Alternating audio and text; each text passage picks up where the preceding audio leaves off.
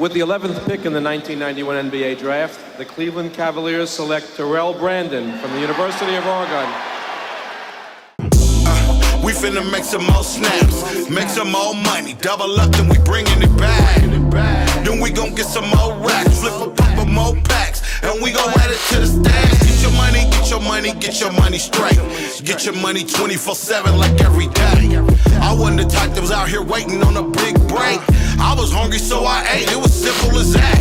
You gotta get up, get out, and get. All right, gentlemen and ladies, how you doing again?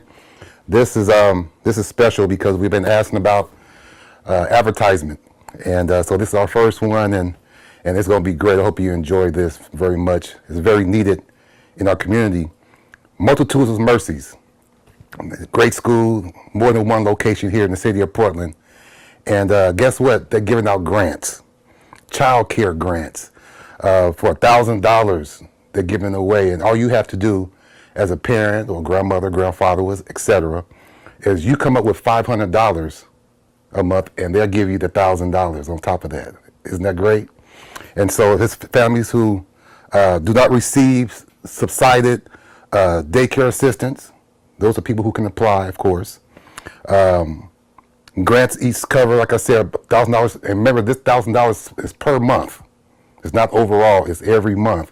So I think that it's something that this tuition will help out some families and supporting the young people's future.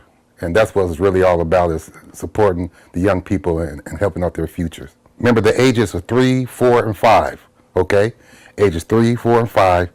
And this is full-time care. Starts at 6 o'clock in the morning and goes to 5:30 p.m. So you have all day to handle your business. Maybe parents may go on a date if you can. Come off, get off of work, go to work early, get off. Well, all you have to do, they have wonderful teachers, and you don't have to worry about your kids. That's what's up. It's a peace of mind for the parents. This is what this grant is all about. Multitudes of Mercies. And if you want to go to the website, it's multitudesofmercies@yahoo.com. And the phone number is 503-808-0735. That's 503-808-0735. Ask for Miss Tamera Hopkins. She is the owner and operator of this spectacular grant. Once again, Multitudes of Mercies, we appreciate you very much, and I hope that all you parents take advantage of this great opportunity. I'm Terrell Brandon again, Life After Basketball, and I have approved this message. Take care of yourself, all Portland.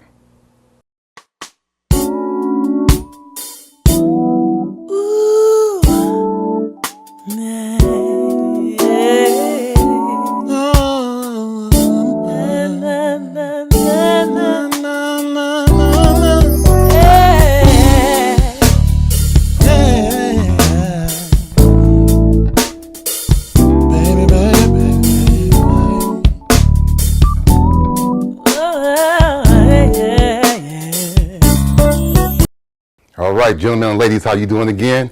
Once again, Life After Basketball with Terrell Brandon. Do me a favor, as always, please subscribe, share, and like, and definitely go to that Cash App, that notification. Hit a little bing, a little forward real quick, and definitely go to the Cash App and support this channel. We appreciate it very much. Today's content, you're going to love it. This young lady, I would call a jack of all trades and master of none.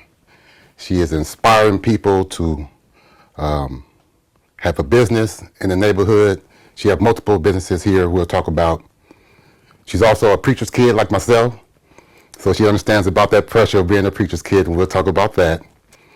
But I don't use the word legend very much, as you know, but she's a legendary young lady in this community, and great songstress as well. She travels the world, so we're going to get into that as well. I'm not even going to even continue to go blah, blah, blah.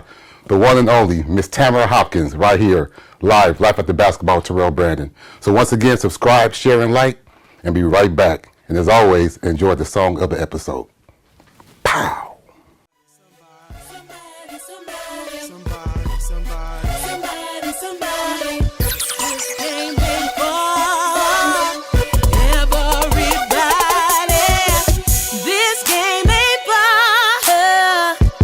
Everybody know I represent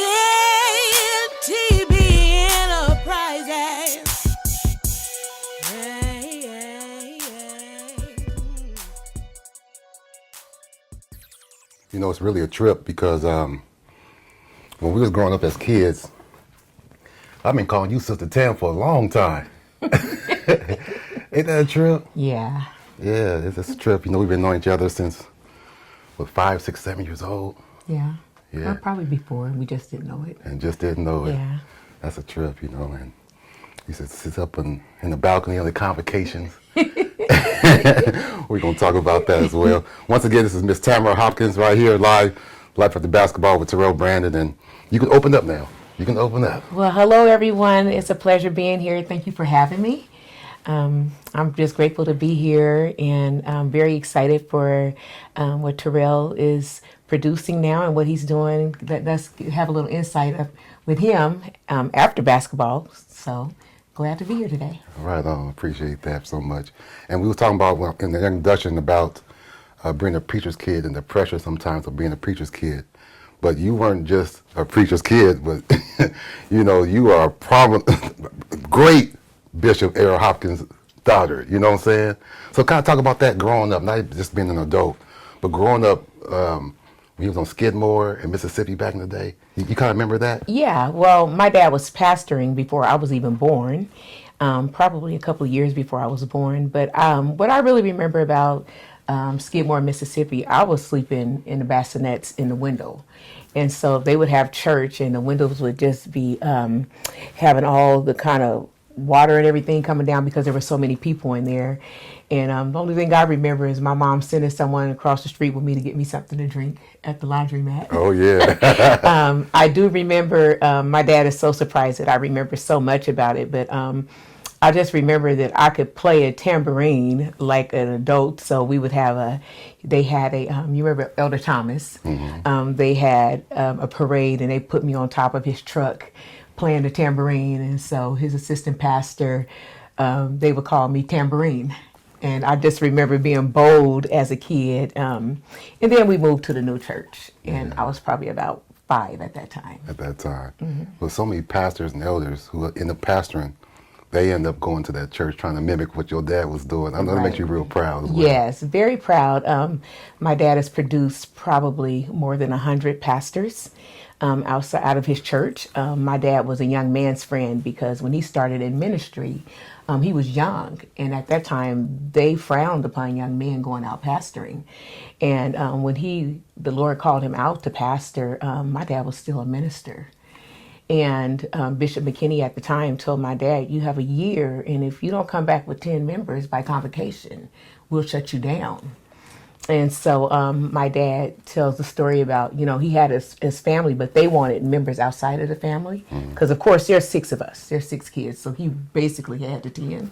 But they wouldn't count us or our immediate family as members. And that Sunday before convocation, my dad said the church door opened and a lady walked in with 9 kids and that gave him his quota.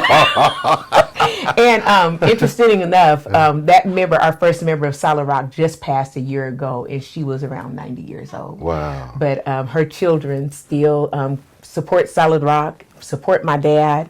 And as a matter of fact, a couple of them and their grandchildren now goes to my brother's church. Isn't that true? So, yeah. Yeah, I know that makes you very proud of my dad and his accomplishments. And so as a result, as I was saying, he was a young man's friend. So we had a lot of young preachers at Solid Rock. Sometimes Solid Rock had up to 17 preachers, which meant that they filled part of the choir stand. Wow. You know, and so my dad has accomplished a lot and touched so many people's lives in a great way. And he's still going. You know, I'm very proud of him. Very proud of him. Yeah, I noticed something while I'm in church. A lot of times when a bishop or a pastor or superintendent walk in, they have to shut everything down and say, everybody, the bishop or the superintendent walks in. Mm-hmm. But when your dad walk in, it's just an automatic standing ovation already. People are in tears, just love to see Bishop walk in. They have to make you feel just wonderful. It makes me feel really well. And I don't care where I'm at, if we're in a national convention, everyone knows my dad for being friendly and just his personality. And everybody say he's such a kind person. Yeah. And that's all I know of my dad, inside and out of church. My dad is just a very hands-on, very nice person, always pushing for somebody else. And even as you mentioned him coming in, he wouldn't want people to stand for him because he's so common. You know, he's so humble, and that's just who he is for real. That's right. Yeah, that's who he is. That's yeah. right. And I appreciate him letting me know when I went to Cleveland. He said, where'd you buy your coat? And he said, did you buy it in Portland or did you buy it in Cleveland? And I said, Bishop, I bought my coat in Cleveland. He said, good, there you go. Because we in Portland, we don't understand about that weather. Exactly, exactly. There's nothing he doesn't know about. Wow. You know, he could speak on anything. I've told you the story about having a mink coat, and he said, let me feel it. And then he questioned me because he's like, this is no ordinary mink coat. Where'd you get it? How much it costs? Who bought you that? But he could speak on anything. He could tell you about anything. Yeah. Coats, you know, why you wear something, why you don't wear it, you know, what material to wear, what not to wear, you know. So, yeah. He's well-rounded. Yeah, and when you evangelize and when you're preaching, do you sometimes revert back to some of the things that Bishop have done, and all of a sudden you say, oh my God, I didn't sound like my dad without even trying? It's so funny because I often say I'm now speaking the commentary of Bishop Hopkins, because everything I know, because he's a word preacher, and everything I know comes from my dad. So now when I've said, I'll say as my dad would say. So I'll say now, the commentary Bishop Hopkins would say it like this. And I'm often told that I'm so much like my dad. I preach like my dad. But when I was growing up, I was so intrigued with what he did and how he studied that I would just sit at the edge of his bed, 12 years old, and he taught me how to go through the Bible dictionary, how to use homiletics, how to connect a Thompson Chain Bible. You know, he taught me with speaking that you always stick to your title and wrap it back around so you never just all over the place preaching. And so now I pass that same information on to young preachers, and I'm a woman. And they'll ask me, and I'll tell them what my dad has told me. Yeah. And so, yeah. That's sweet. Yeah. That's sweet. Once again, Life After Basketball with Terrell Brandon, sitting here with the great Mrs. Tamera Hopkins. And we're going to talk about, you know, what is it like, and I know people out there can relate to this, when you have brothers, sisters, of course, but more brothers that are so much older than you, and then all of a sudden it kind of turns full circle as you continue to get older. I loved it. I love my brothers. Of course, there's 6 of us. There's 3 girls and 3 boys, and all of the boys are older than us girls. And so we were like princesses to them, you know. So for the girls to come around, I'm number 5, so I didn't get that limelight that Kim got. Everyone know my sister passed away, but Kim was the first girl, and I didn't get that, so I'm the middle. But my brothers, we were very, very close. They taught me everything. You know, my brother was a great boxer. You know, he was semi-pro. And they taught me how to box. You know, I never fought like a girl. What? You know, so, you know, they would spar with me, showing me, you know, so that's how we grew up. And they prepared us for life. They were very protective, and they still are.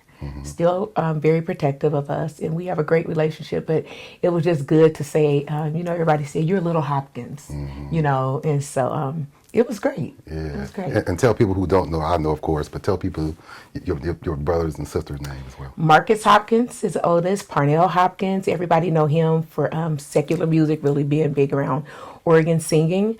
Archie is the bishop now. He's Bishop Jr. He's the bishop over Togo, Africa. He's a jurisdictional bishop in the Church of God in Christ, which makes my dad very proud. Kimberly, she passed away. Everybody loved Kim for her cookies and candy and just being crazy. And myself, and then there's Trina, who's the baby, and Trina's the supervisor of women in Oregon First Jurisdiction. And we're very proud of those accomplishments. We're 3rd generation Church of God in Christ. My dad grew up born and raised in Church of God in Christ. And so I know my dad is very proud of my brother, Bishop Hopkins Jr. and Trina, because that's kind of unheard of to be a jurisdictional bishop. And then you have a son who's a jurisdictional bishop and a daughter who's a supervisor. Yes. You know, that's pretty awesome. And of course, I'm very proud of them. And I back everybody in ministry. You know, they wear me out, but you know. That's what sisters is for. That's what brothers and sisters are for. So right. I back them in ministry. We're from a family of priesthood, and I'm very proud of that. Yes, and we won't definitely not mention your mom as well. My mother. Yes, yes. Well, Yes, LJ my mother is Hopkins. she's a woman of women, she's poised, she's beautiful. I would say my mom remind me of coming from New England or somewhere. She's going to always make sure she's well put together, but she taught us well as being women, how to carry ourselves, how to conduct ourselves. So we were well balanced. My dad taught me how to think like a man, and my mom taught me how to act like a woman. And both of those are very important because, they would say if you get to the place that there's nobody who'll take care of you, you need to know how to take care of yourself and to have the self-respect as a woman, which is a big deal. Yes. And so everybody really knows my mom for dressing. I mean, in Oregon, all over the world.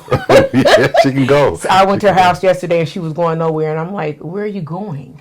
But she's going to always have herself together. Yes. And of course, she's your number one fan. Oh yeah, you know that. I love Mama. She always, where my boy at? Where my boy at? Always, always. Yeah. What grade school you go to? Well, I started off at Vernon Elementary. All of my siblings went there, and at that time it went up to 8th grade. But by the time they came, we're gone. I was just going into kindergarten. Oh, okay. I was watching them go to school. Mm-hmm. Then I went to Fabian. And then my dad built us a home in Vancouver, and then I grew up in Vancouver from there. Yeah. And went to Minnehaha, Lewis Junior High, and graduated from Fort Vancouver. Fort Vancouver. Mm-hmm. And so being in Fort Vancouver, those of you that's not familiar with Vancouver, Washington here, how many black people was at that school? None. So when we moved to Vancouver, Trina and I were in elementary, so we were the only black students there. Of course, I got in a fight the first day. First day. Got it out the way, huh? And they had paddling at school then too. And the vice principal happened to be a black gentleman. And so Trina got in trouble, and Trina come running to my class saying, he said he's going to spank me, and now I'm only in 6th grade. And I'm like, I'll leave my classroom, and nobody's going to spank you. They can't touch you. And he goes, you go back to class. I was like, you will not touch her. And I was like, I need to call my dad. And they're like, you can't use the phone. I'm like, oh, I'm using the phone. I'm calling my dad. And so I called my dad. I'm like, did you give him permission to whoop us? And my dad's like, no. It was so crazy coming from Portland, which is right across the bridge, mm-hmm. to Vancouver, because that was unheard of in Portland. Mm-hmm. We was growing up, they may have talked about that probably 10 years prior, but we never knew nothing about getting spanked. But they could paddle you in Vancouver. Wow. But of course they didn't, because, I was the boss. And I wasn't going to let that happen. There you go. That's what I'm talking about. I'm very protective of all of my siblings. I'm a number 5, but I'm still very protective of everybody. Absolutely. Yeah. And then after high school, after you graduated, mm-hmm. what was your journey after that?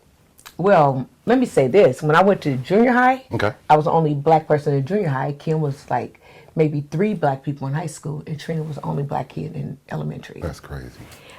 So I'll get past that. My journey after high school, I didn't want to attend college. I can't say school was like my favorite thing.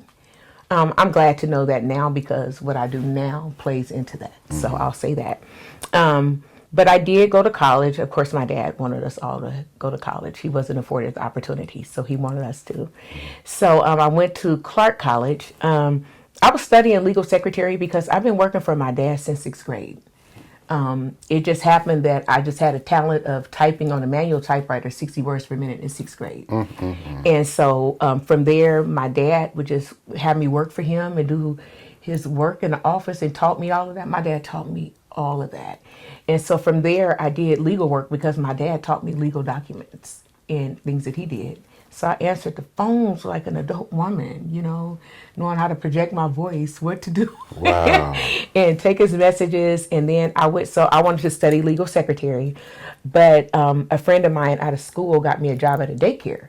And my sister, Kim, had a degree, because Kim's almost 5 years older than me. So she had an early childhood education degree. And so I worked there, and Kim worked there. And I went in as an aide, and they seen greatness in me and called me in like 3 days later and was like, we want to get you to be a head teacher. And they were like, we'll pay for your school. What are you studying? So then I did major in legal secretary at ECE. So I've been knowing you a long time. I want to backtrack just a little bit. Mm-hmm. when the national church would call and you would answer the phone and take notes and stuff like that? Did you do stuff like that? And they were like, who is this? And Yeah. this is Bishop Hopkins' secretary, not knowing that you were a kid taking My dad taught me, and he would say, you call them, and if his wife answers, you introduce yourself and tell them you're the secretary of Bishop Hopkins, and ask how they were doing. And then I would proceed and say, I'm the secretary of Bishop Hopkins. I'm calling from his office. How are you? She'd tell me fine. I'm like, Bishop is asking me to call to leave a message for, or I would call and ask for the bishop. If it was Bishop Haynes, is Bishop Haynes available? And she would tell me yes or no, and can I leave a message? And then if I had to call him, again, I would have to go. My dad taught me in the office, like, good evening, Bishop Haynes. This is Tamera Hopkins. I'm calling from the office of Bishop Hopkins. He would like to speak to you. Are you available? And then I would pass a phone call along to my dad. Wow. Isn't that true? And you were young too, right? I was like 12 and 13. Goodness gracious. So when my dad got the call that they were going to come in and put him as a bishop, I'm the one that took the call. Is that right? I took the call, I took the information, and then after I hung the phone, then I was a kid again, and I ran upstairs screaming like, Daddy, they're saying they're going to put you in as a bishop. Wow. And gave him the information, and that's how he used me as his secretary, and everybody knew that. Oh, yeah. And to this day, you still the secretary, aren't you? If something goes on, if there's a situation or anything, and my dad's on the phone and I'm on there, I have my computer out. I'm like, the letter's done. I've learned how to communicate because I've communicated through him so long. He communicated through me so long.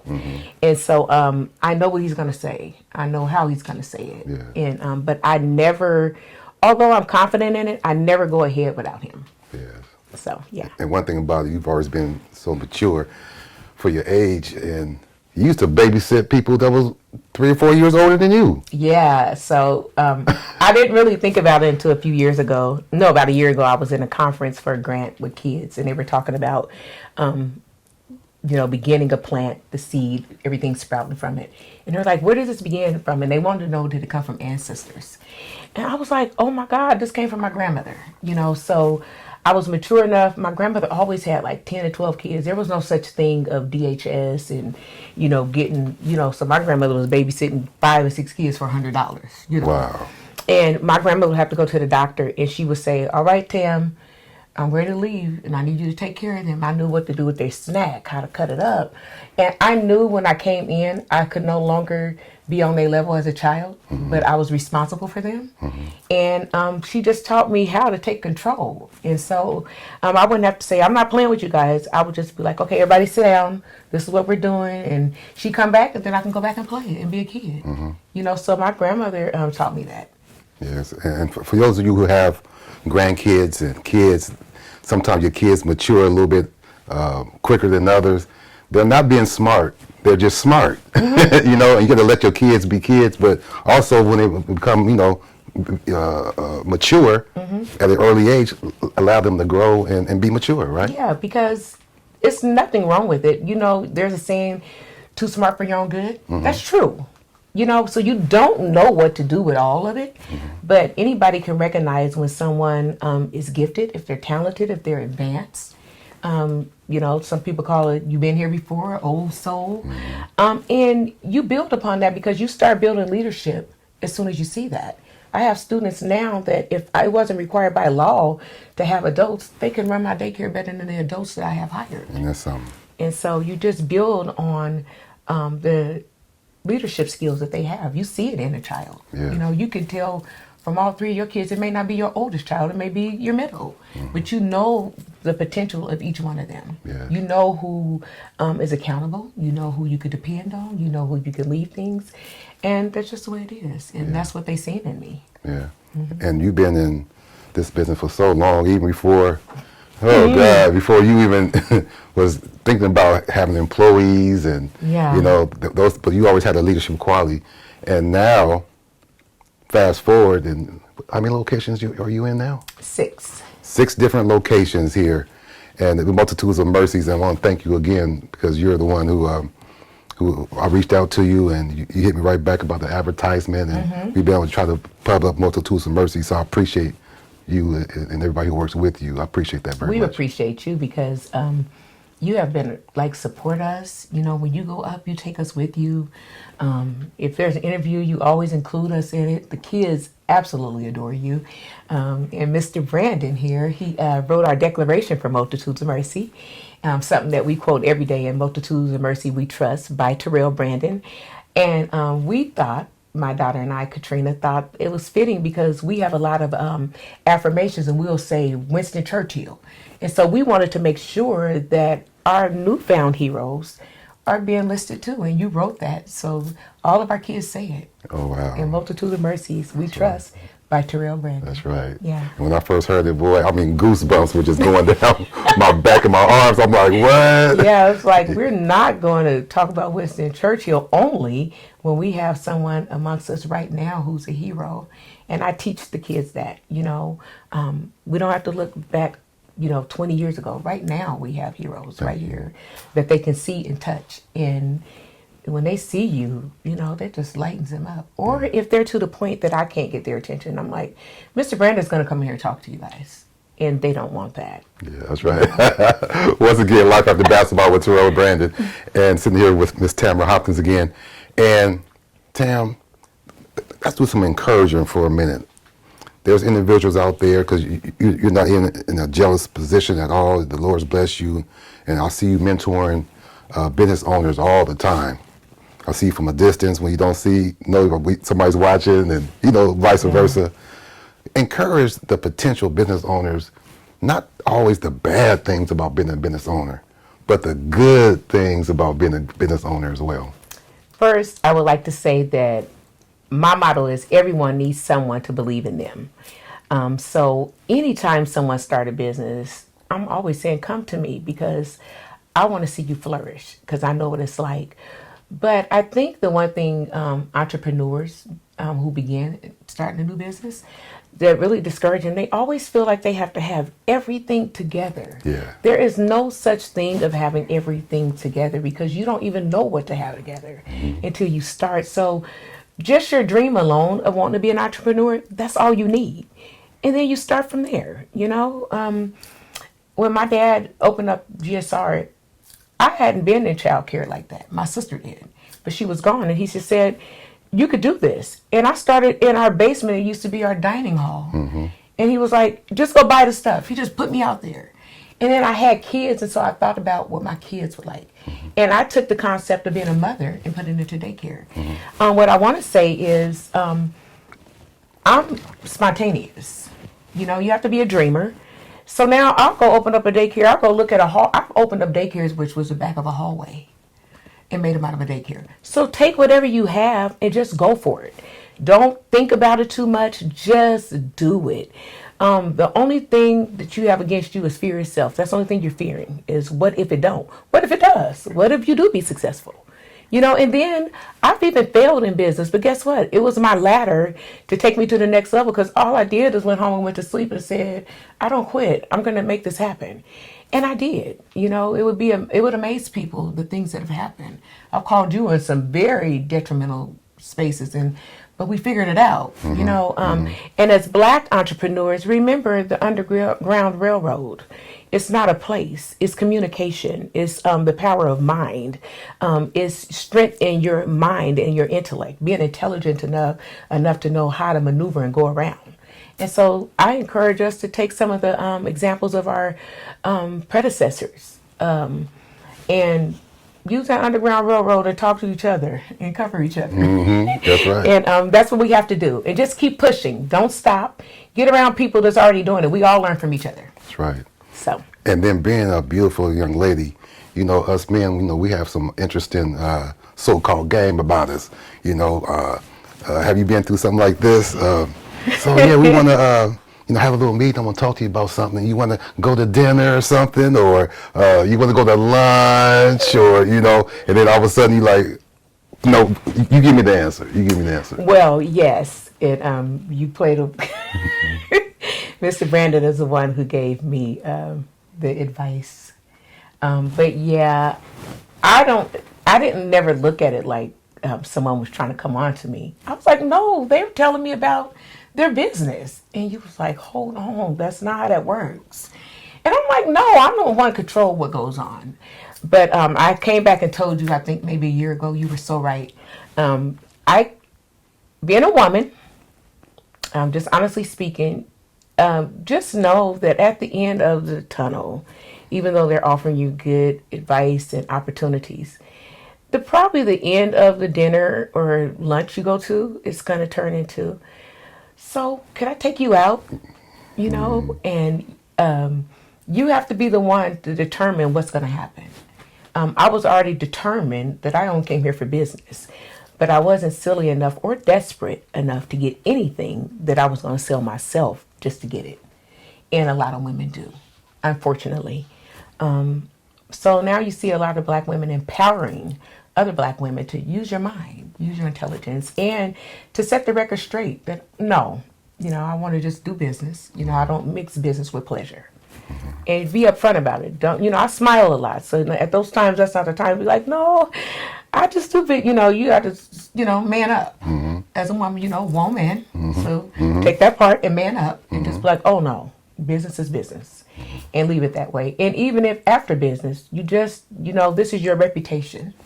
You don't know who you're going to end up serving, and you don't want your name getting out there. And the Bible says a good name is preferred over silver and gold.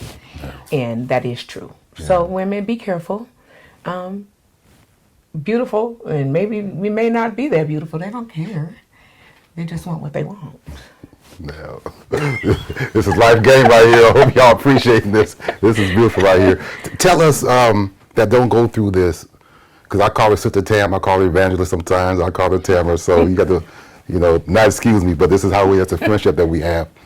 And you're working, we'll talk about your grandkids in a minute, but you're working, you're doing your thing, and then all of a sudden your phone goes off, and there's someone in Memphis, someone in Sacramento, someone in Indiana, a call and want you to sing or to preach. What is that feeling like when it's at the last minute, but it's like, you're thinking about me? Really? Yeah, I will never get used to it. It always surprised me when someone requests me to sing. I'm like, me? But I have to say that I didn't sing young, real young. They didn't know I sung. I just sung at Sunshine Band. But I was preaching before I was singing. And I got in trouble, too. I got in trouble for years for preaching because I would get up, but I would preach like my dad, and women weren't supposed to preach in Kojic. So I started preaching at 9. And the singing part didn't come till later, but ministry is totally different from work. It's totally different from everything. It's serious to me. Ministry is serious to me. And so if I'm at work and they call me, I'm surprised, but I take that very seriously, and so, yeah. That's beautiful though, because then when you get there and, around people, you're a very shy young lady. You eventually open up eventually, but you're a very shy individual. If it's 3 or 4 people there, you get extremely shy. But if it's 200 or 300 people, you good. I'm not. You not? No. Since when? I'm not good. I tell most people I learned how to be in front of people because my dad, after I started singing, when they, I was in Sunshine Band one Saturday, and they just said, you have to sing. When you were a kid, you just did what they said. I've always sung in Sunshine Band, but she was like, Missionary Brenda said, you're going to lead this song. And so I had to lead the song. Well, that Sunday when I went to sing, when they heard me sing, my mom sings. But my voice sounded like a grown woman, but I sound just like my mom. And everybody just was like, my dad and them was shocked. And so it just took off after that. And then I was not just in the Sunshine Band, I was in the adult choir. Wow. Already? Because of my voice. Wow. And then my dad took me to Willie Benz, great Willie Benz, to train me. And I don't know. It's just, all of it happened quick. And so right now it's still unbelievable because I don't think I'm a great singer. So it kind of be hard for me if somebody else want me to sing. And I'm like, why?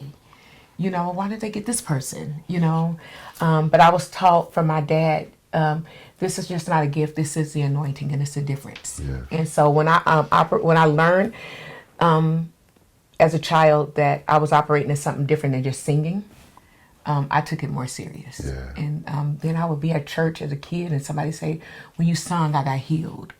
I got delivered. And then but I'm a kid, remember? Wow. And I'm like, huh? But it made me really think about what I do. Yeah. So it's a difference. Oh, yeah. Well, as you see, she's a very humble lady. But gentlemen and ladies, let me tell you, she can go for real. Everybody loves this young lady right here.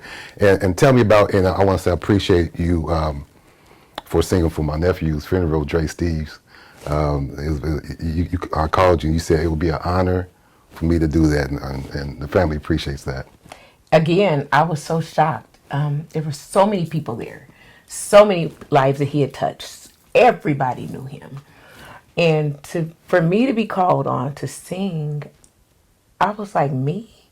Of course I will, but there's so many great gospel singers right here in Portland. Mm-hmm. And I just, I was nervous as all get out. I'm going to tell you, I was shaking. But it was an honor for me. Plus, I was his cookie man. That's right. Cookie woman. That's right. That's right. So I think about those cookies. And I loved his music. I was so gone with his music, His music got me through a lot of nights of doing paperwork, So, he just had a special gift, but that was special to me. And at that service, the interesting thing is the people who are in my business, my parents who've been working, being with me all these years, they don't know that I sing. So they don't know the church part of my life, right? And the people in church don't know the business side of my life, right? And that funeral, everybody was like, that's Miss Tam. I'm like, Miss Tam, you sing? After that, everybody was like, Miss Tam, you was up there singing. I didn't know you sung. Yes. I'm like, yeah, I sing in church, and some of these people have been with me for 15 years. Wow. And so that's always interesting to me that church people don't know the business aspect of my life. And my clients don't know the church aspect of my life. Yeah. And that's really good to have that type of balance of keeping people not in your business, but in your business and off balance a little bit. But interesting enough, if someone is going through something at the door, they'll say, is Miss Tam here? Mm-hmm. Miss Tam, can you pray with me? I've never said like, oh, I'm an evangelist or I'm in church. Mm-hmm. So it's really true that the life you live really pays off. It really shows people who you are. Yes. Because I think that's interesting. I'm not saying, oh, I go to Solid Rock or I go to New Direction or nothing like that. Mm-hmm. You see, I don't dress like the normal, probably Kojic person. Mm-hmm. Mm-hmm. Mm-hmm. But your life that you live, the way you entreat people, will show the light of Jesus Christ all over you. Yes. And you never have, my business is not even faith-based, but my life is. And so it ministers to people. Yeah, so I'm going to talk about that, but I want to go back to one quick thing, is when we was growing up, they didn't call women preachers. That word was like really kind of forbidden, wasn't it? I got in trouble, yeah. But now, fast forward, and you hear men now saying, some of these women can now preach us. Yeah, I remember my mom would say, your dad does not want you preaching. I was like, okay. And I get up and I'm try to talk and do everything like the women did. Yeah. And it would happen. So finally I was like, I'm never getting up speaking again. Just let me sing. I'm not going to speak again because I keep getting in trouble. It wasn't until I was almost probably about 30 years old and I was called to speak at a church. I think it was administrative assistant. And I was so nervous because I know I'm not supposed to preach, right? And I called my dad and I said, well, what am I supposed to do when I get up to speak? And he said, well, do what you do. I said, what you mean? He said, don't you get up and do it all the time? Just go do. That was the first time my dad released me to holler.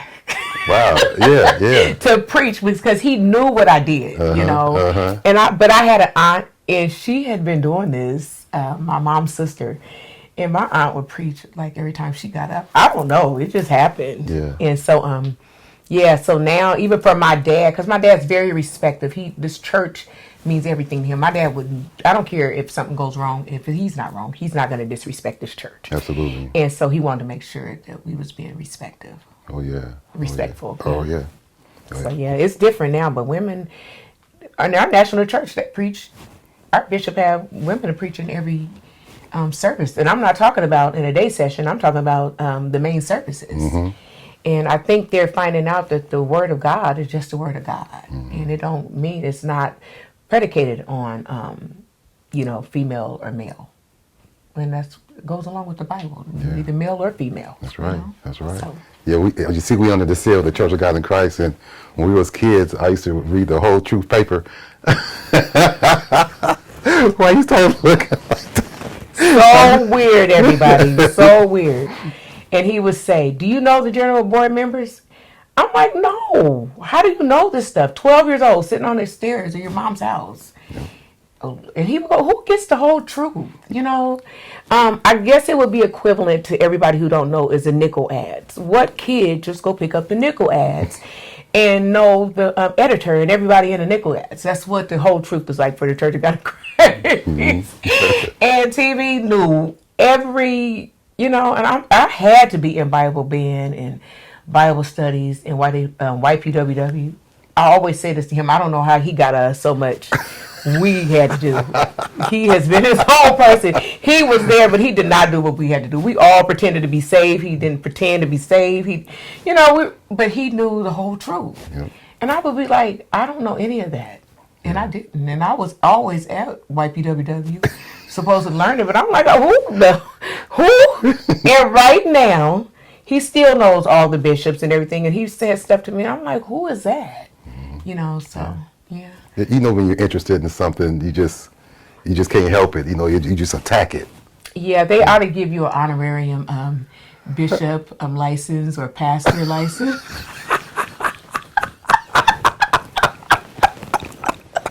Just give me an honorarium. He is a pastor in his own right. Thank you. I used to tell him at the compound, "This is your church right here." You sure did too.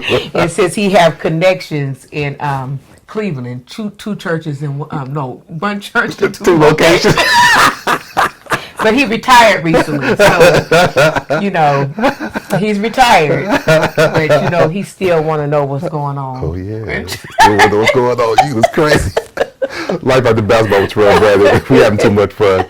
Tell us about Miss Tim, in your words, about this grant that you have for the parents and grandparents, aunties, uncles, for the young people. Tell us about that. So my child care is it's part of ministry for me. But since I've been in daycare, I've offered daycare probably 70% under the market rate. I did that because I felt like children of color, indigenous children, deserve the same opportunity of high quality child care as everyone else. I believe that parents shouldn't have to, if somebody was charging you only $300, you don't have to be worried about if somebody's abusing your kid. Or babysitting is not child care. Babysitting does not necessarily mean that someone ought to treat your kid. And so I've always offered this because there's working parents out there who may make $70,000 a year, but it still doesn't make it easy for you to have to go pay $3,000 or $2,000 for daycare and still be able to pay rent. I offer these type of grants because I don't want to see people put in a position to have to make opportunity, do our work, or go back on assistance. Do I cut my hours just to make sure I can feed my kids and qualify for food stamps?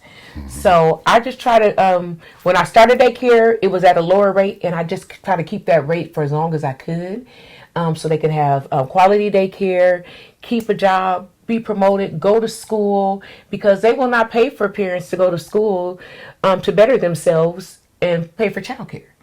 So a parent may want to excel in their job, but they can't do it because they're not going to pay for childcare.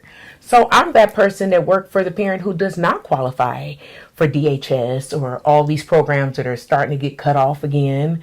And then you have to make a decision that I can't do anything for myself. And then we wonder why kids are failing and parents are failing. They don't have nobody to support them.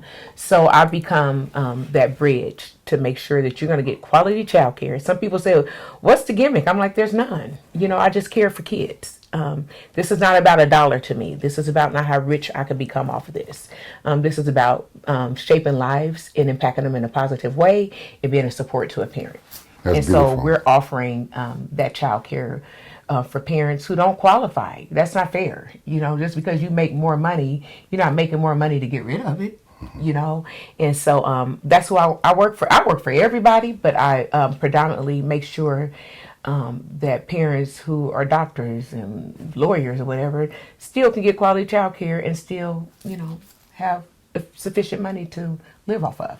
Yes. And how do they apply, Ms. Tam? They can apply by, you can email us at multitudeofmercies, MERCIES, at yahoo.com, or call 503-808-0735. And again, that's 503-808-0735. And contact us, and we'll be glad to help you and get you settled. Yes. What is it like, too, because, you know, you have parents that maybe have kids kind of young and they're a little wet behind the ears and not very polished, and sometimes you got to grab the kid and teach the kid how to clean your ears and all those things and the mannerism. Talk about that a little bit. I've had my daycare set up that I would bathe children. My teachers would know which children to stay. They would like, start the bath water, Miss Tim. I'd be like, start the bath water. They would come in and I would bathe them, get them dressed. I comb little girls and kids' hair all the time. I mean, to the point I just, you know, parents was bringing me barrettes and stuff, you know. My pictures, they all knew, just bring me their clothes and I'll get them dressed and do their hair because I want their pictures a certain way. But anyway. That's right. That's right. And then you're also teaching. Some parents just don't know. We have a lot of young parents, or even some that just didn't have that upbringing. And they appreciated that, you know. And I'm really grateful to hear parents say, Miss Tim helped me raise my kids. And I didn't look down on them, and I didn't make them feel like something was wrong with them. You know, I showed them, I taught them, and I made it available for them to ask me. And one parent calls me Miss President. And but they would come in, and you know, my favorite thing, come here, sugar, let me help you. You know, and put that hat on their head. You know, cover their head. And if I buy clothes, there's parents that brought money into me to pay me, and I see that they have a need for their car or something, I give the money back to them. And so, you know, that's the difference in what I offer. That's the difference in what I offer. People are people to me, and they become my family. Multitude of Mercies is a community and an ecosystem. You know, I've had kids start with me at 3 weeks, and I'm supposed to start at 7 weeks. And guess what? 3 weeks, and they're just now leaving, going to middle school. You know, so. And what is that like when you have kids and you see them, you haven't seen a kid in a long time, and all of a sudden you look up and go, boy, girl, what is wrong with you? In college and high school and graduations and things like that. I'm getting older. Sometimes I'll be like, what is their name? You know? I was at a graduation, and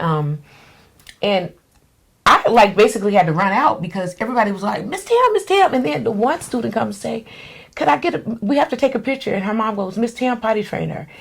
She's graduated from college, gone on with life.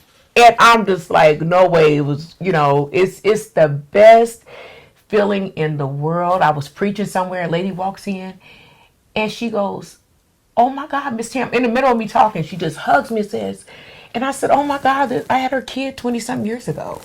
And she said, they kept saying, come hear this lady sing.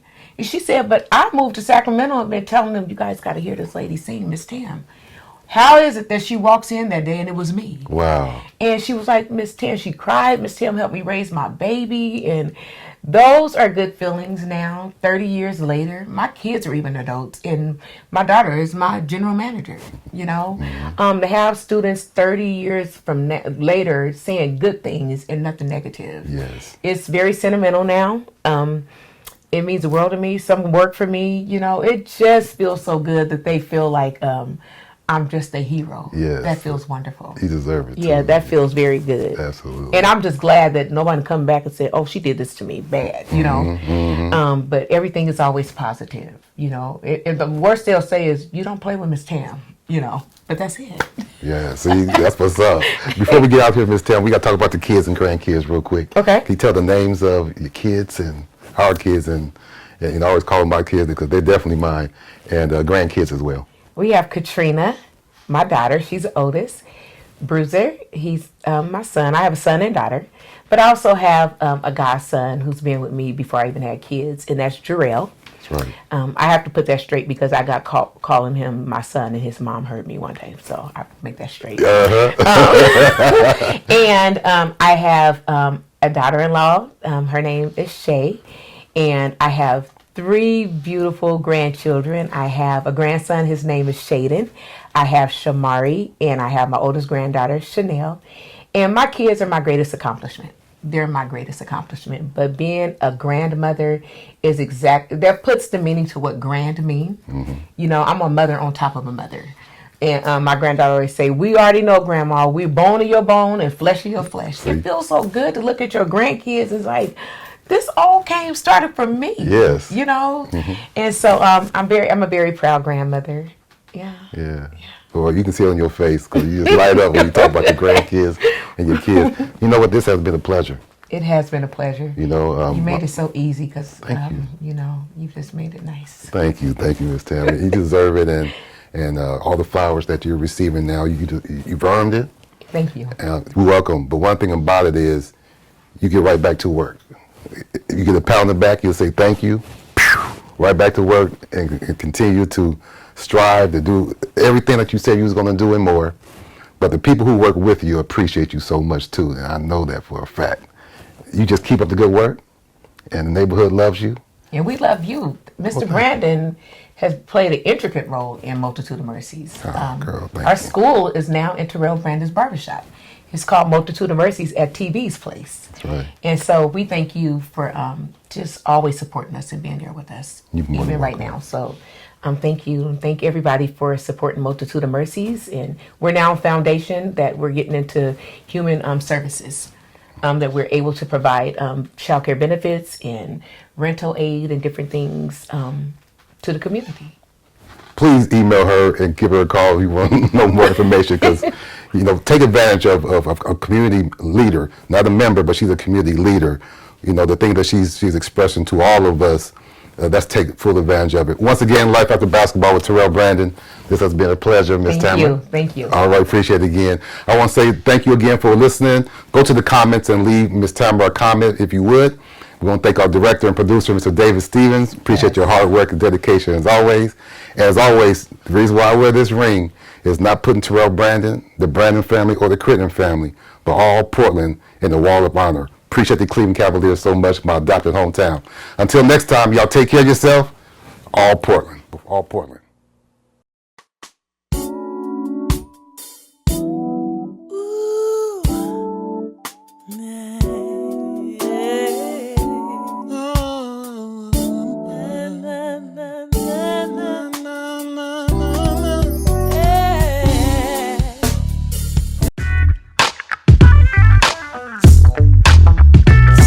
Yeah, breathe with us. TB, Mr. X to the you know me. Steady, Bosco, come on. Tell these niggas how we do it, man. We be smoking on that greenery and sipping on that hand. 3 chicks in my sports car, nigga, all of them. Step up in the club and grab a table for my friends. I know it might sound crazy, but that's how my life has been. Another nugget like exhibit just can't be found. To all my women, I be swimming in, hold me down. Steady, never back down, only hold my ground. Check the resume, we just cocking the spray. Y'all niggas just sloppy and get hit.